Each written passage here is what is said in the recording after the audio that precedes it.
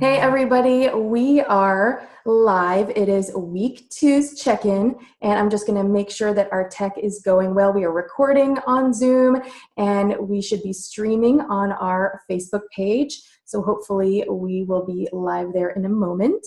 And I am so grateful for everyone who is sharing and doing all the things with us. And we are really grateful to have you with us and just being vulnerable, being open, being just, raw sometimes, and being just open to whatever this process is going to bring us. And I'm glad, okay, great, we are live. So if you would like to let us know where you're watching from, that would be amazing. We are recording, so we'll be able to share this with you when you're watching later. And you probably have filled up your first page of your tracking sheet. I know I have, and it looks really great, and it reminds me of all the progress that we are making. And I have a log of all of my notes. And then now we are in the second page on day 15. So that's really exciting. I have Tiffany with me as well. Tiffany, thank you so much for sharing some of your Sunday with us too. And I've got the comments queued up, so I'll be able to hear you. Hello, Colleen. Hello, Robin and Heidi. And hello, everybody. Thank you guys so much. And if you're not able to watch live, you can watch the replay. Yes, first sheet, check, done. It feels so good. I am going to share my screen now so that I can share with you the updates that we have for tonight and bring this to you all. There we go. Great. And Dee is here. Hello. I'm so glad that you are joining us. And Beth is here. Hello, everybody. Hello, hello. It is Sunday night, and it is time to check in and see how everybody is doing with their DDR Prime soft gels and or their DDR Prime oil blend. So tonight, Tiffany and I are just going to go through our stat summary, and we're going to also compare our numbers from week one, which I think is going to be really fun too.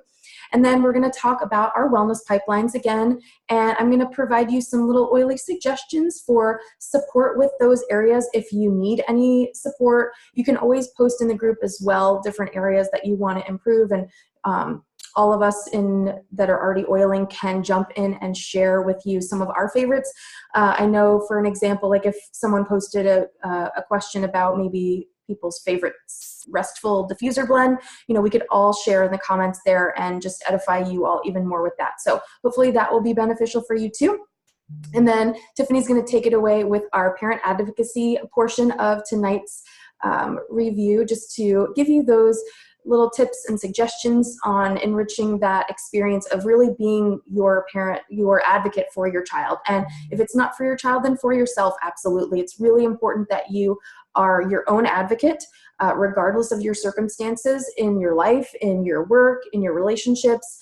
But also if you have children that you need to advocate for, then it is sometimes a learned behavior. And if you don't have those tools in your toolbox, it can be a lot more difficult and be met with some resistance. So Tiffany's going to edify us on that and just really bring us to that place of confidence on how to advocate for our children and for ourselves as well. And then lastly, I'll just give you one final reminder to share your check-in today in the pin post as start of week 3. I can't believe that we are halfway there. And then we'll also have an opportunity to answer any questions. So as you are listening to our information tonight, please feel free to just comment in the Facebook group if you have any questions down in the thread from this live broadcast, and we'll be able to answer those questions at the end if you have any, but otherwise we'll be able to answer those later on.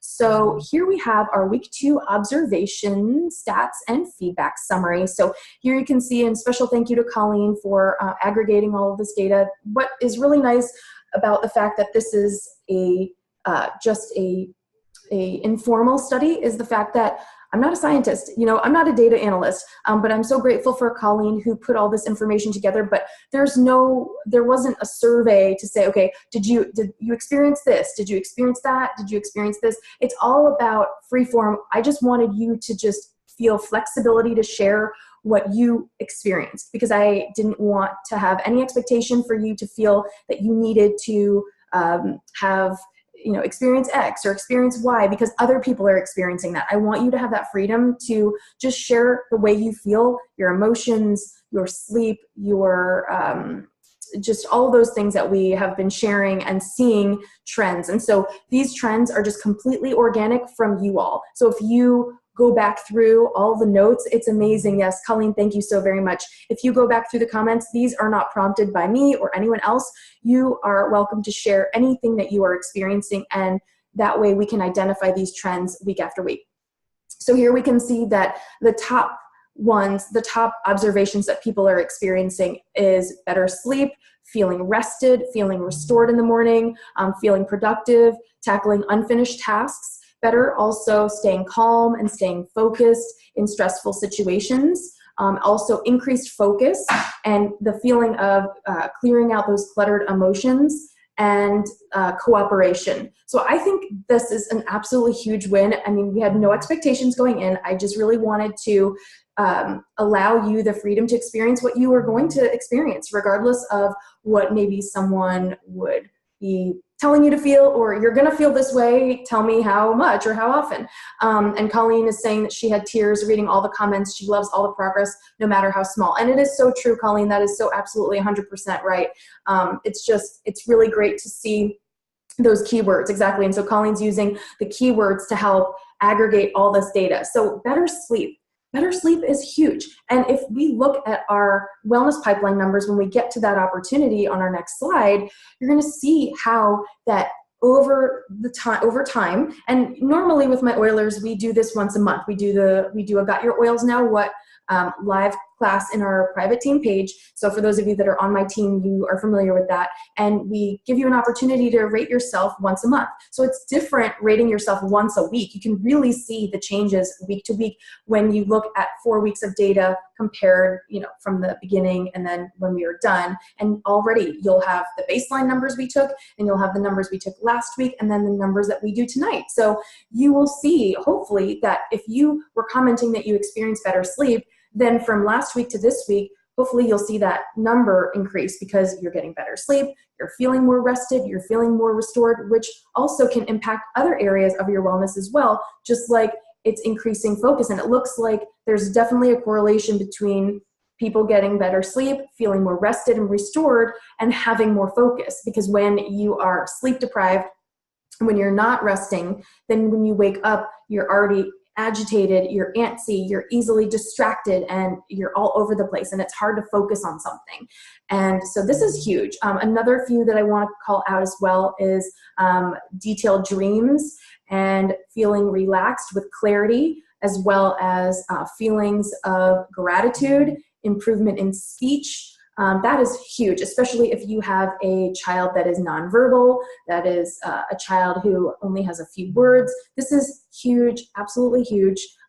In addition to that, affectionate and loving response, increased in physical fitness, increased in energy, choosing healthier foods, increased confidence and feeling assertive, digestive detox, increased in creativity, brain wake up and waking up before your body, and just lots of other things, especially any changes in menstrual cycle and our skin, because all the oils that we are using in the DDR Prime blend are so great for immune system. They're so great for so many body systems that we are dealing with on a daily basis. And so as you're seeing over time, the body's response is cumulative. So that's why the blend is 3 times a day, because you are really allowing your body to maintain a steady flow of these essential oils and their therapeutic properties, as well as their emotional benefits to you on a regular basis all throughout your day.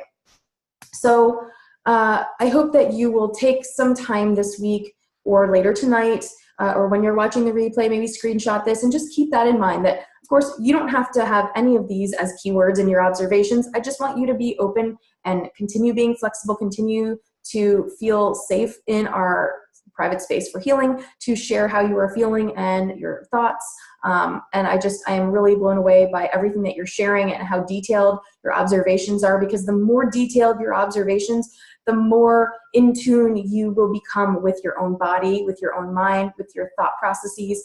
Beth is saying that she's been flabbergasted at how many of her odd or unique observations and experiences from the DDR Prime have been mentioned by others in the group as well. It's been very validating and helped her realize it is part of the process. That is so true, Beth. I'm so glad that you are experiencing so many benefits. I know that you've had a very abundant year with health challenges and just so many things on your plate. And I love that we can use oils physically, emotionally, mentally. We can use them socially too to connect, because we're creating this sense and space of healing where we can share these experiences and share the collective joy. We can also share the collective challenges and the collective struggle with each other from these different times of life and these seasons. And this is a great opportunity to be making these observations in the summer months when our children might be off from school or in a different routine. And it allows us to see what we can do to empower them when the school year comes. Because most schools around here are beginning in about 3 or 4 weeks. So this is a great opportunity for you to use all the things that you're learning through this group and about your oil usage and about how these oils make you feel and make your family feel, so that it can be another option for you to use in your toolkit going forward to have a super successful school year. Now on this slide, I want to call out to you, just these are the comparisons from weeks 1 and 2. So as you can see, oh, there we go.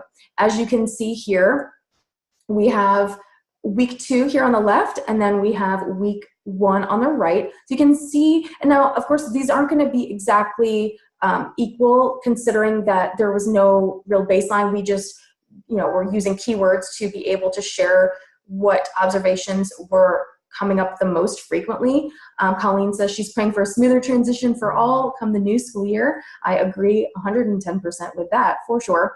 But this is a great opportunity for you to see these numbers. And let me see if I can move my video out of the way there so you can see this. So week 2 we have on the left, week 1, and I will share screenshots of this in our group page as well, so that you will have a copy of this to look at and refer to share with any care providers or whatnot. So if you're not able to see that little upper right corner, because where my video screen is, you will have access to that later on. But you can see the increase that better sleep and feeling rested and restored was at the top. And then the numbers almost doubled.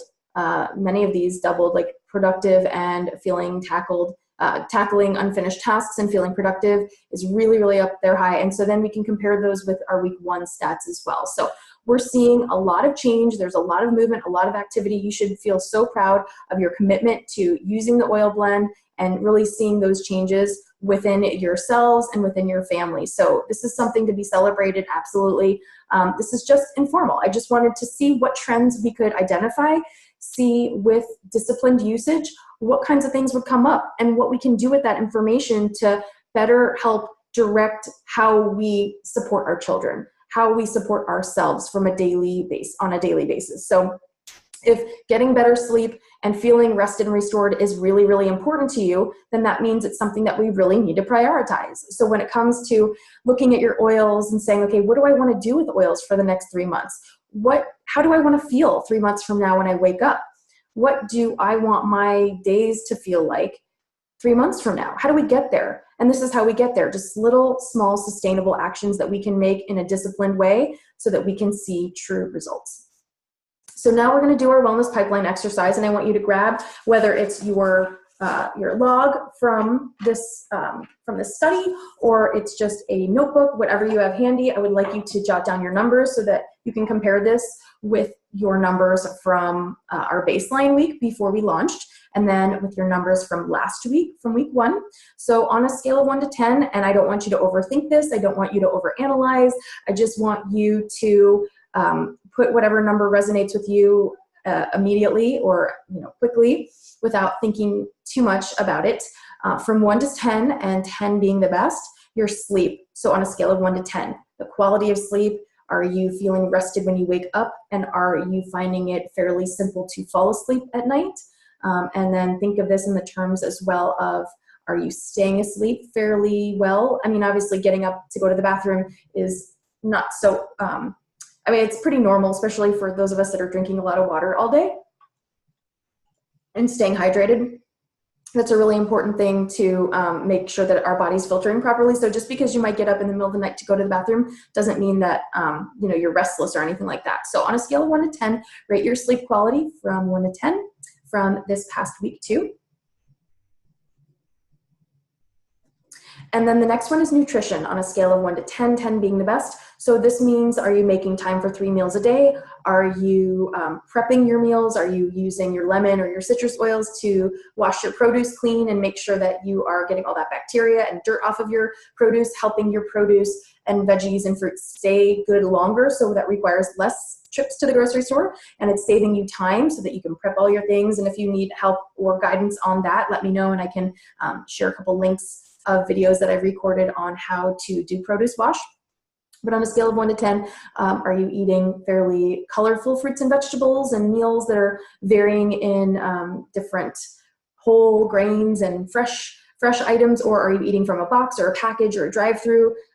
Just on a scale of 1 to 10, there's no judgment here. This is just for you to have these numbers for you to refer back to and take a look at and see what you can improve on. So this is just for you to enjoy looking at these numbers and seeing the things that you can improve on.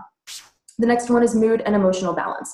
So on a scale of 1 to 10, how is your mood and emotional balance on a regular basis for this week? Did you find it fairly simple to stay even keeled? Or were you finding yourself getting angry, getting upset, getting sad or mad, or losing your cool really quickly? Or were you finding it easier to stay grounded and take a breath and take a few beats before you answered, or you handled a certain situation that might have been tense? Were you advocating for yourself in a situation where you needed to be, or were you cowering at someone else telling you what was right and you didn't feel that it was? So just whatever comes to mind, whatever resonates with you on a scale of 1 to 10, mood and emotional balance. The next one is productivity and focus. Did you find it fairly simple to accomplish your amazing 3 each day? Did you find it helpful to, either the night before or in the morning, write down the things that were most imperative that you accomplish in the next day? Or were you waking up feeling all over the place and scatterbrained and just not sure what to do first and how to accomplish those tasks? Tell me about your productivity and your focus on a scale of 1 to 10.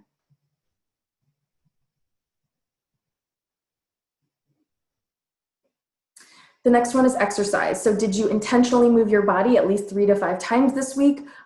Did you find yourself having energy to take walks with your family after dinner or in the morning, or go to the playground and play and run and exercise, do yoga, stretch, do something that gets your heart rate going? Or were you finding yourself feeling lethargic and not motivated to exercise on a scale of 1 to 10?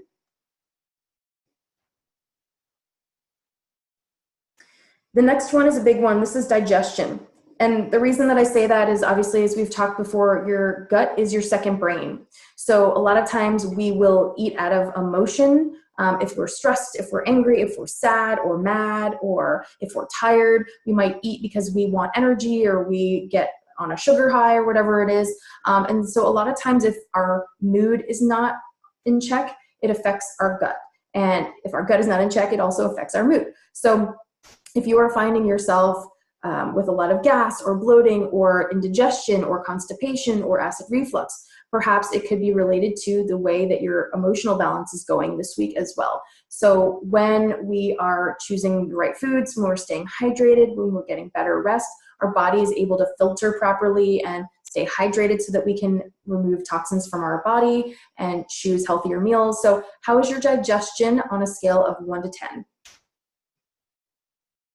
Also, it's very common to experience some digestive detox symptoms, like maybe stomach ache or some of those gas and bloating things, or any things like headaches, especially when your body is releasing a lot of toxins that maybe it was holding on to in the past. So especially if you have drastically changed any of your habits, if you've started working out, if you've eliminated sugar or carbs or caffeine or anything like that, then your body, may be experiencing some of those herxing types of responses. So don't be surprised if you had some of those kinds of experiences. The next one is water intake. So on a scale of 1 to 10, how was your water intake? Were you going to the bathroom frequently? Were you staying hydrated? Did you find yourself feeling thirsty a lot or forgetting to drink your water? But let us know on a scale of 1 to 10 how your water intake was, as I have a sip of water.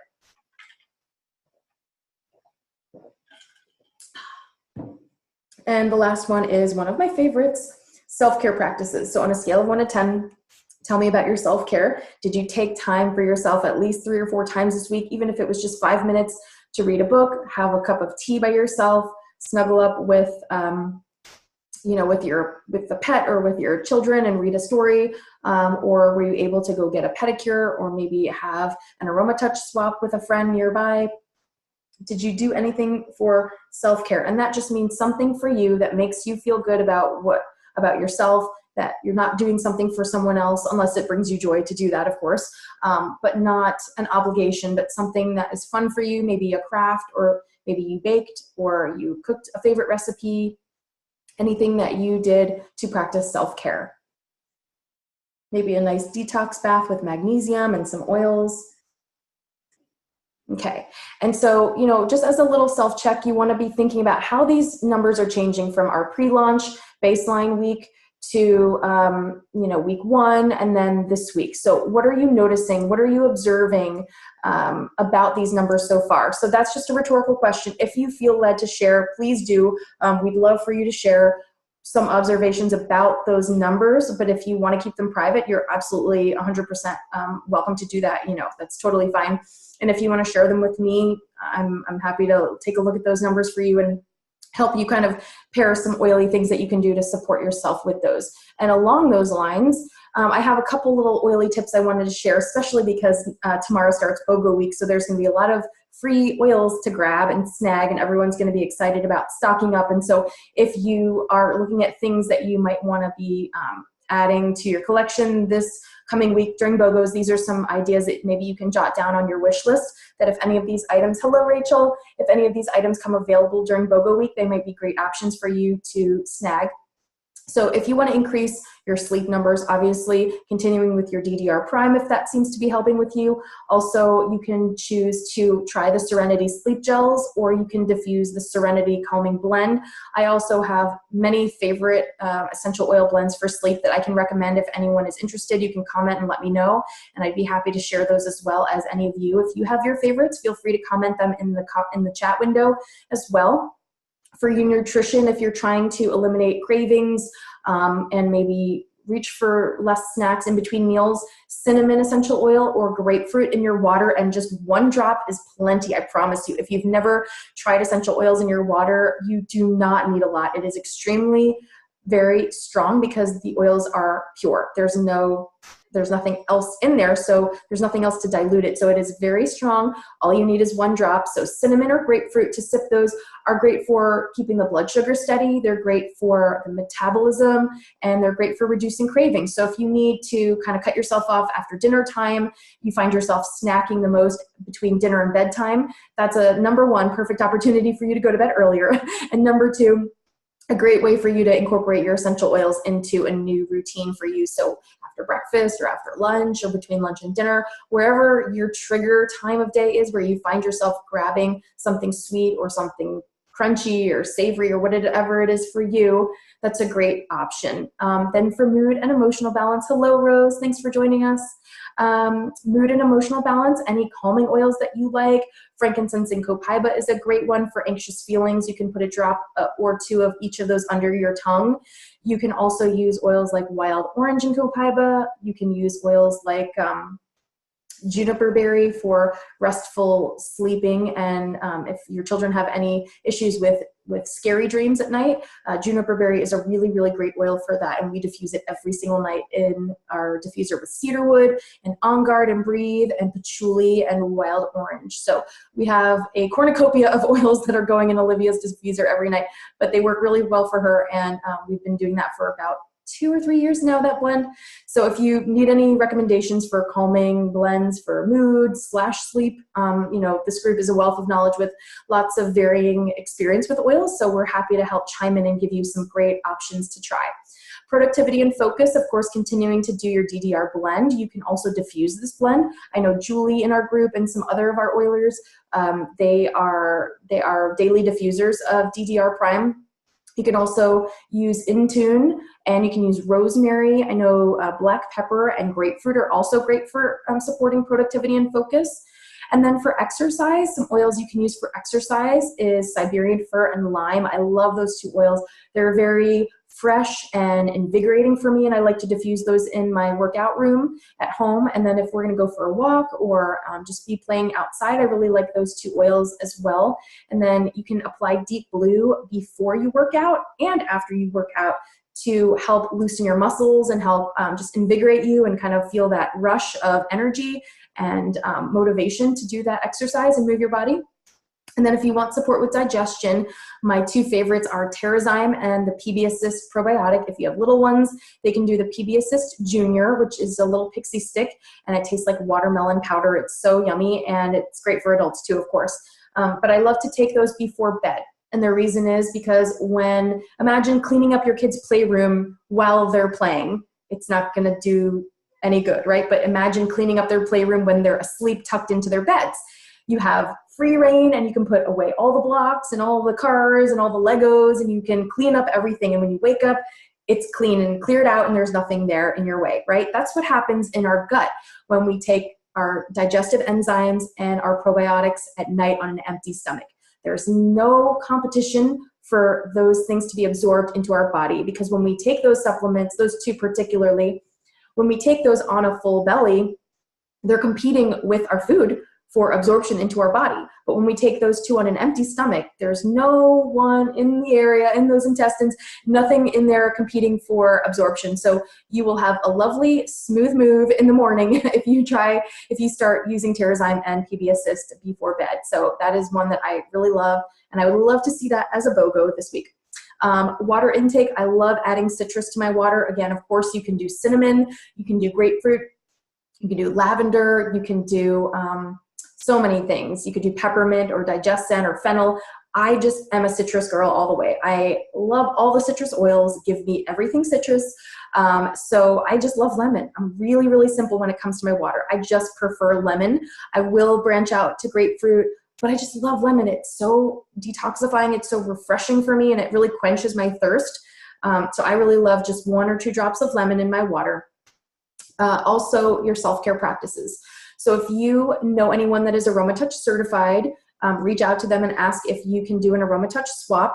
If you live near me, I would be more than honored to schedule an AromaTouch treatment for you at my home. So let me know if you are interested in doing that, and we will hold space and time for you in the next month or 6 weeks or so. We can get that on the calendar. If you do not know anyone that is AromaTouch certified, but you want to experience an AromaTouch, you can go to doTERRA's website, and I'll share the link in the group, and you can find someone in your local area, and you can ask them if they have a class coming up that you can be their demo person for, and I guarantee you they will be super happy to have you, because they're always looking for demo people for classes. When they are training their oilers, Robin loves lemon and lime in her water. Yes, I love those too. And so, you can just have that opportunity to be blessed with an AromaTouch, or you can bless others with an AromaTouch as well. If you are AromaTouch certified, then I would definitely encourage you to share with those people in your life, your children, your spouse, and bless them as well, so that you can also feel the benefits of those oils. You can also do a detox bath with Zendocrine. So that's one of my favorite essential oils to use as well, especially when you're trying to experience some emotional detox as well as physical detox. You can put a cup of Epsom salt or a big handful of magnesium chloride flakes. You can get both on Amazon, and then you can add a cup of baking soda, which really helps just release any of those toxins from your body, and it increases the absorption of the magnesium. So when you combine the two, it's really fantastic. Robin says she doesn't know if we have any other South Florida people, but she's happy to share an AromaTouch. And Colleen is AromaTouch certified in South Jersey. So Gabrielle, if you are not far from Colleen, you should totally take her up on that offer. And I love the mud mask from doTERRA. It's one of my favorite things. It's so simple, but it's just a few minutes that you put that mask on your skin, and you feel your skin is clean. You just feel good about yourself, and you just feel a little bit elevated, and that you've taken that time for yourself. And Beth is saying that she's AromaTouch certified and lives in Prince William County near Manassas, Virginia. So Sarah, I know if you're watching, Sarah Boyd, you are in Manassas as well. So you and Beth are not far from each other. That would be an amazing opportunity. And then let's see, we have, let's see here. And Beth has a lovely calming space in her room, in her home, so she would be happy to schedule that for you.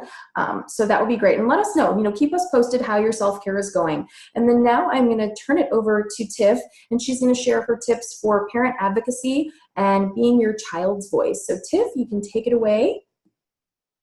Okay, hey everyone. Again, my name is Tiff. I am a special education teacher. I've been teaching for 11 years. It's hard to believe I'm about to start my 12th.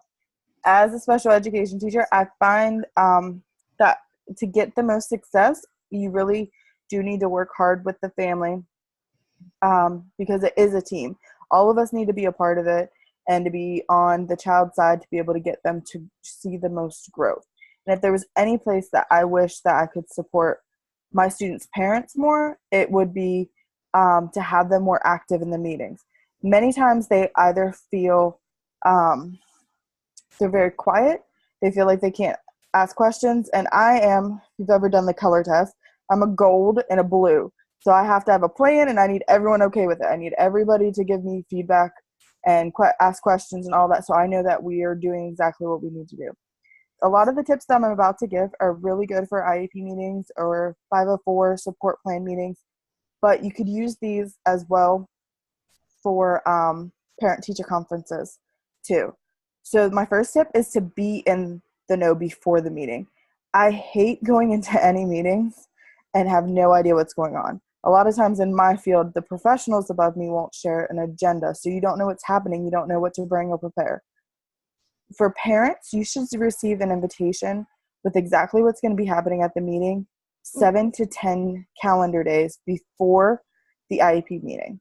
The invitation should give you the general purposes, like going over present level goals, looking at the service time and the placement of the student, determining if there needs to be testing, going over testing results, who would be there, and as well as other purposes listed. It could be transition to a new school, functional behavior assessment completed, behavior improvement plan, reviewing that plan, anything like that.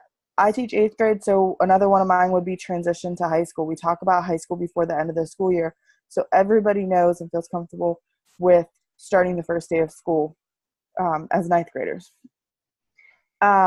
If you get to the meeting and the teacher or the team starts discussing things that aren't on the invitation, such as the behavior plan, you can ask for those to be discussed at a future meeting to give you and them adequate time to prepare.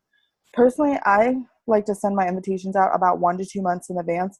I schedule all of my meetings about a semester at a time, but I try to send them out to the parents about 1 or 2 months in advance to give all of the team members, but most importantly, the parents enough time.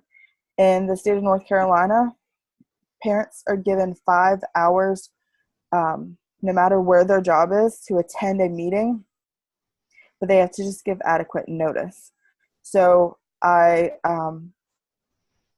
do this so that they can plan way far in advance. They won't get in trouble with their bosses, and I give them extra copies that they can give to their bosses as well. If there's another purpose that needs to be added, since I do plan so far in advance, I make sure to call or email, or if I see them face to face, to let them know ahead of time, because there could be some behaviors that we're seeing, and we need to discuss if we need to add a support plan or add a behavior goal or something like that. If you ever want anything additionally to discuss at the meeting, it doesn't have to be on the invitation, but you can bring it up in the meeting. So if you're seeing that your child is having transition issues going from the bus to wherever they hold out before the school day starts, you can bring that up and talk about putting strategies in place and putting different interventions in place in order to help your student be successful in the school. The second one is be there. As students progress through their career, I've taught 8th grade all the way down to kindergarten, I sometimes see less and less involvement. And I know a lot of it is there are a lot of meetings. This year alone, some of my parents have 2 to 3 meetings because it is their transition year. They may have a reevaluation going on. So any way that you can be there, I would be there. You can be on the phone for a meeting. Just make sure that you can hear. I know for me, I like to We do live meetings, so I take my computer and I go stand by the phone and I make sure that they can hear everything, a single thing that I am saying as we're going through it, and then I relay back to them anything that the team is also discussing. But at any time you can be there, I would be there. That is going to give the most supports to your child, because you know them a lot more than we do, and you understand things that are happening that at home and in their social life that we may not understand, and will give us some good insight on how to support your child.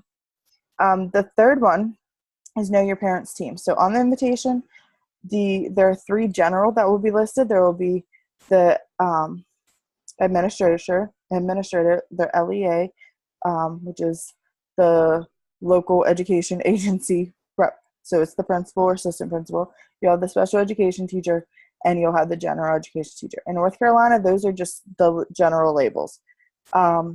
If there's a certain general education teacher that you would like there, if you'd like them all there, you could always contact the case manager and make sure that they're all there, or schedule a separate just parent-teacher conference meeting.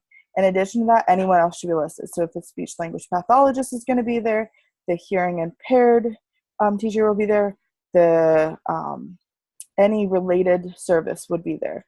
And they all should attend unless they are contacting you beforehand to go over, to ask permission to not be there, and to go over any of the progress and goals that child has. If when you come to the meeting, and I know sometimes I get a little nervous, especially if it's a new family, but I like to have a plan as I go through. So one of my steps on my plan is make sure to introduce all of the team. So if the case manager who's leading the meeting is a little nervous, doesn't introduce people, just ask to be introduced. It makes it much more informal. It doesn't seem like a business or a board meeting, and it just seems like it is a bunch of adults trying to get the best support to help that child. So you can always ask for introductions for the team and how they work or support your child. So the teacher that is there should have some interaction with your child. The more a child is in a separate setting, we call them the low incidence classes in North Carolina. So that would be our total separate setting. They're out for lunch and their art classes or PE or things like that. That may be a little bit more difficult, but if you have a student that has ADHD, specific learning disabled, that is in the inclusion classroom or the resource classroom, you should have someone that interacts with your student throughout the day, that teaches them there. And it's all about getting as many perspectives at that table to help the student as best possible. My fourth one is see the documents. For me, I do live meetings, like I said, so I project everything to our screen so everybody can see it. I make sure to zoom into the different parts. The whole team can see me typing as we go along, any things that we want to change, things that we want to add. And I preface that I pre-populate a lot of these with maybe the information I already have, or what we have done in the past, but everything is open to change. It's just to help the meeting go as smoothly as possible. They are proposed documents. They're not finalized, so anybody can ask for changes at any time. So you should be able to see the documents as you're going through. If they're not doing something like a projected screen, you need a hard copy in front of you that you can read through with them, and it should follow throughout the meeting. At the end, you also want hard copies of everything. You want all the signs, the signature pages as well, and we have a parent's right handbook. We give that out at least once a year at the meetings. I personally would keep all of my meetings, the IEPs, in a binder in a chronological order. So say my student started in preschool at about the age 3 and they graduated, I would have a very big binder, but it would go preschool through age 3. I've seen some where they do it, the newest one is on the top and the oldest ones are on the bottom. That also works. So having all of that information is also really great if they ever start a new related service outside of school, you transfer schools, all of that, you have all that information to get them started right away. I would also put my academic progress or the IEP progress reports in there, anything that I'm given. So definitely ask to see the documents. and be given the documents at the end of the meeting. My fifth one is don't be afraid to ask questions. A lot of times in our field, we get used to our own language. So I could not go to a doctor's meeting and understand anything that they were saying unless they translated it to just general layman's English. And it's the same thing in education. Sometimes we get so in our own world that you're hearing IEP and ESY and related service and adequate yearly progress and all of this stuff, and it makes sense to us because we live and breathe it, but it's not going to make sense to anyone else. So ask for clarification. What does that mean? If you're saying that my daughter knows 15 of the first grade sight words, what does that mean? Like, out of how many? Is that good? Is she behind? Is she ahead? Is she right where she needs to be? All of those are really good questions to be with it. So just make sure that we translate. It's not going to hurt anyone's feelings. A lot of time I make sure to check in to make sure that it makes sense with my parents. But there are still some things that you can kind of read that doesn't make sense. Let me state it another way. So if something we're saying just sounds like a foreign language, ask. 6, with that asking questions, is to speak up. So if the team is seeing a very different child than you do at home, discuss it. Ask for the progress monitoring and data. There should be data at every IEP meeting. So for all of their past goals, there should be data. I give the data, like I do a baseline of IEP goals that I'm about to give so they can see the starting point as well. So by the end of the meeting, you should know exactly what your child can and cannot do. You should see how they chose the biggest area of need right now and know exactly how the progress of that will be measured to determine if your child is making progress. If the goal is Johnny will answer inferring questions 9 out of 10 times, making an inference is a kindergarten through adult skill. So that's not a measurable goal. It doesn't give you an end time. It doesn't say out of how many trials. With that goal in particular, it makes it look they could score a 9 out of 10 on a first grade test, and they could be in 8th grade, and they do it one time and they pass the assessment. So you should know exactly what you're looking at. Also ask what other resources there are, and you can ask for what other areas. So say if there are support groups. I work really closely with the counselors at my school, so I will let my parents know if there is a support group that they could work on with the counselors. They could work with boy groups and girl groups after school as well. You could ask for what are the qualifications or what testing needs to be done to see if the student qualifies for speech language therapy, occupational therapy, or physical therapy, any of that stuff. Number 7 was bring what you have. So if your child sees outside specialists, they can attend the meeting with you as well. You can bring your child's progress from those areas, or just if they sent information, they could email the teacher beforehand. They could give it to you as well. If your child has recently been medically evaluated, that is great information to provide as well. Let the team know of any changes. There are behavior at home, there's changes in medication, if there's changes in routine, or any big life changes or stressors. A lot of times that I will come out knowing so much more about the child after I leave this meeting, and I can share that with his or her other teachers of Johnny is currently acting out because his mom is about to have a baby, and he doesn't understand what's happening. He doesn't understand what his new role will be, and that definitely shows us a lot. Number 8 is stay in contact in manageable ways. So for us in North Carolina, or at least in my school district, we don't have parent nights throughout the year that are specifically academic based. We have an open house. So you meet your teachers before school, you get your whole schedule. That's a great time to go ahead and set up what way is best for you to communicate. There are great ways with communication folders, little sheets. I know they do a lot of that in like the elementary, the kindergarten, the first grade. Whether it's phone calls or emails, you can set up a plan that works for both you and the teacher or the related service providers.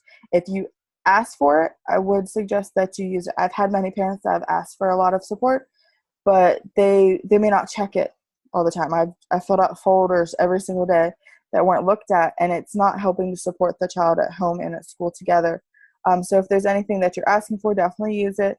I also contact my parents whenever I see any behavioral changes, because it could be an indication of medical needs, medication changes for them, environmental or routine changes, and I always do good contacts. So most schools say 1 to 2 good contacts for either academic or behavior progress or anything like that. And then if you have any questions for best helping your student at home, you could definitely email or contact the teacher however you need. With the age that we live in, most of the ways that I use is I make a Google form that all of the teachers can easily fill out. It takes them about a minute, and then you have access to all of that data. You can see how they're going throughout the day. There are a lot of really good apps as well. They're just a little harder to use for the older kids. They don't want the plus and minus points type thing. Number 9 is if you don't ask, you don't know. If you have a question about a situation, work, or that the student is doing or anything else, definitely contact the teacher. Most schools do require that a response is given back within 24 hours. You just have to be mindful if it's a weekend. And if you don't hear back from the teacher, try another way, and then I would contact the administration. You can ask for a parent-teacher conference at any time. If the issue is related to IEP or service needs, you can also ask for an addendum meeting for the IEP as well. And we all know with students, sometimes information isn't shared. What came through, the perception is definitely different. So if you ever have any concerns on something that they're talking about to you, contact the teacher. If you're still feeling those concerns, definitely contact the administration.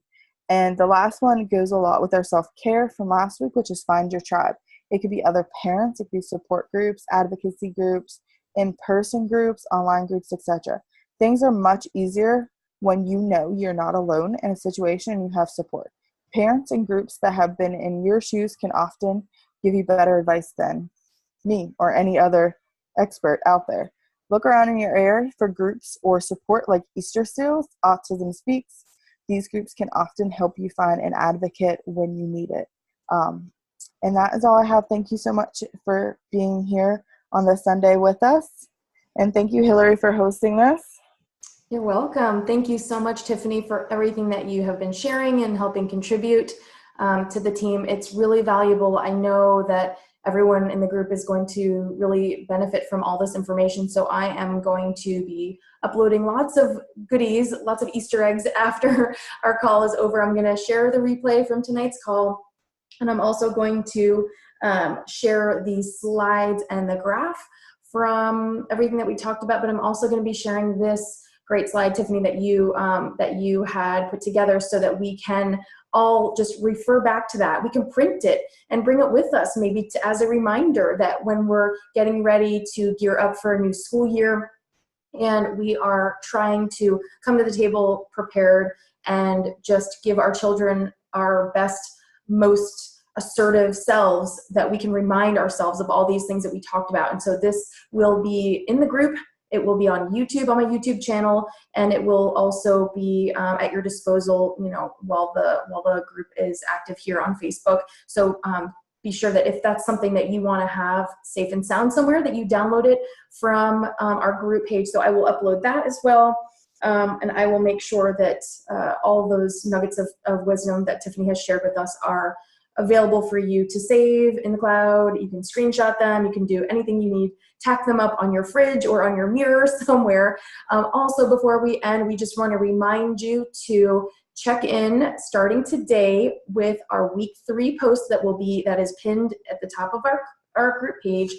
And don't forget to continue sharing your insightful observations in your log or wherever you are finding it helpful to do so, in whatever fashion, whether it's once a day. Some people just really benefit from that external accountability. I love posting pictures throughout the day because it helps me stay accountable. I want to have that to share with you all and to inspire you, and you can inspire me right back.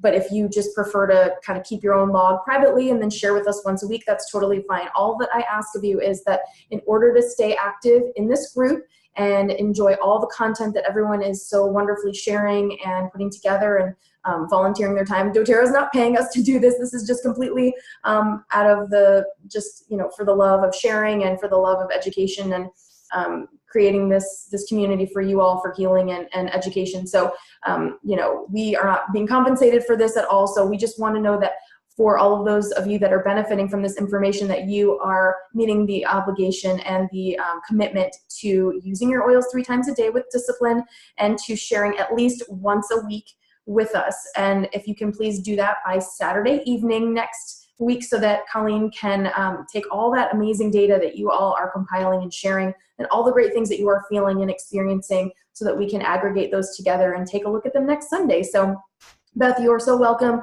Thank you to everyone who has contributed. Thank you to everyone who is just sharing their insightful observations every day, whenever you want to, but mostly every week. It's really, really great to see all of the change that's happening, all of the growth that's happening, and all of the relationships that are forming. Hopefully you found at least one person that you've connected with in this group, so that you can perhaps be accountability partners for each other. You can help lift each other up. You can be there to support each other, make a new friend in the cloud in social media, and this person can help support you and cheer you on as you continue through your journey, especially through the rest of our study here. So don't forget to check in. Reach out as always if you have any oil questions, anything at all. Tomorrow is BOGO week, so it's going to be amazing, high energy, lots of oily goodies this week for free, and so that's amazing. So if you have any questions about that, you can always reach out to me as well. And then, you know, we have additional content that will be popping up whenever available. And again, thank you so much to Colleen and Robin this week for just sharing so much amazing content for us. And I loved, even though I was on the road traveling and we were having a family day off the grid on Tuesday, I was so just blown away by all of the amazing information that Colleen and Robin had shared with everyone in their videos this week. So thank you, ladies, so much for being open to sharing and feeling led to share. And if you are watching this and you're in the group and you have anything that you want to share and you would like to get on a Facebook Live, you don't have to have it scheduled. You can just, you know, jump on live and just share what's going on with you. But if you want to have something set up in advance, let me know and I can set up an event for you just like this. So thank you all again. So grateful for all of you. So grateful for you trusting me in this experience and just trusting us to share with you and inspire you, and know that you are inspiring us right back. And I hope you have a wonderful evening and an amazing week ahead of healing, lots of restful sleep, lots of cooperation with the kiddos, lots of even-keeled mood days, lots of self-care practices especially. And we will see each other soon. Thanks so much, everyone. Have a great night.